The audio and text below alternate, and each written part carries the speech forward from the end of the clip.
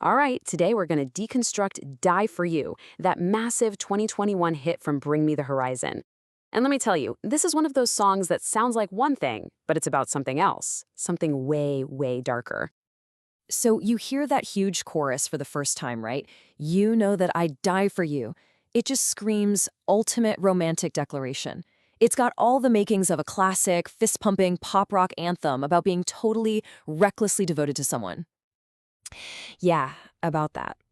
The truth is, it's not a love song at all. It's actually a brutal first-person story about addiction. It's framed as this super toxic relationship, and the reality is just devastating. So, okay, let's get into it. Let's really peel back the layers here. Okay, so first things first, we've got to talk about the sound of the track. Because believe me, the music is deliberately trying to trick you.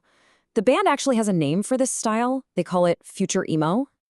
And this whole future emo thing, it's the key to understanding the song's big contradiction. It's not just straight up rock, and it's not just pop. Think of it more like a cocktail, right? A deliberate mix of different sonic ingredients, all shaken together to create this one very specific and, yeah, very deceptive feeling. So check this out. It's how these different parts work together that's so clever. You've got that pop-punk structure, which makes it just insanely catchy. You can't not sing along. Then you layer on these hyperpop textures, the bright, glittery synths, and suddenly it feels almost euphoric. But underneath it all, that rock and metal foundation gives it this real power, this heavy physical punch. And that's the genius of it, right? The whole production is basically a Trojan horse. It's designed to mimic the euphoric high you get from an addiction. It makes you feel that amazing rush before you have any clue about the devastating price tag that's hidden in the lyrics. All right, so let's talk about that price tag. Let's get into the lyrics, because the whole story is built around one single, incredibly powerful metaphor.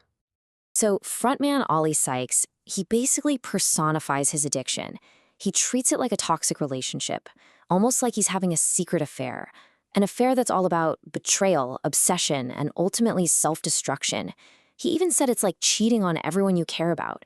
And once you understand that metaphor, the whole song just clicks into place. What's wild is how the song's structure basically maps out the whole cycle of addiction. You start with that big promise in the chorus, right? I'd die for you. But then, boom, verse 1 hits, and he completely flips it. You're everything I hate. He despises it, but he can't get away. Then in verse 2, that devotion gets super graphic and violent. I mean, some of the imagery is really dark.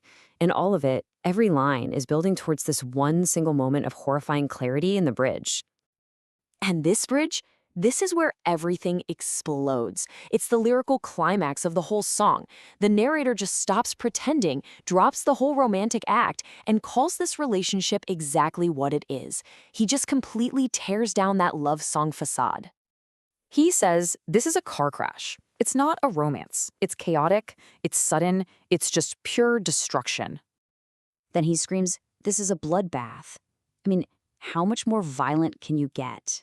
It's a direct callback to those earlier lines about literally bleeding for this obsession.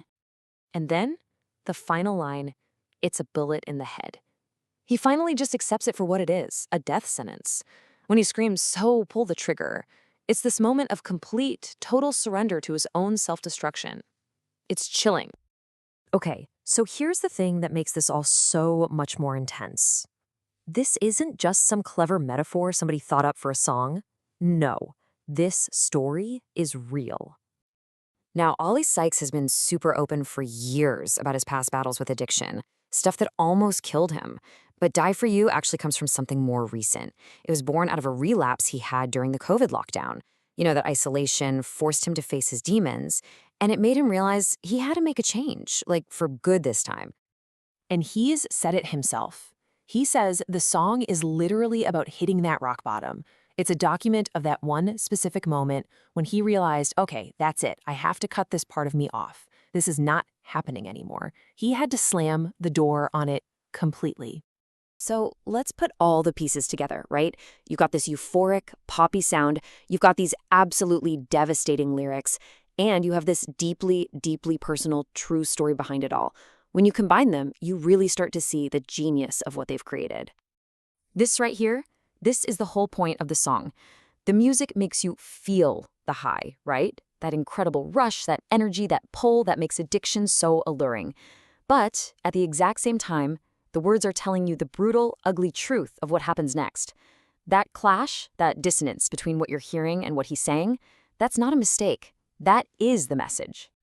So when you boil it all down, DiE4u is exactly that Trojan horse we mentioned earlier. It manages to smuggle this incredibly raw, personal story about relapse and recovery inside the packaging of a huge, catchy pop rock anthem. It just goes to show you, sometimes the most powerful stories aren't in the words themselves, but in the space between the words and the music. And it kind of leaves you with this one big question, right? How much does knowing the real story behind a song change the way you hear it?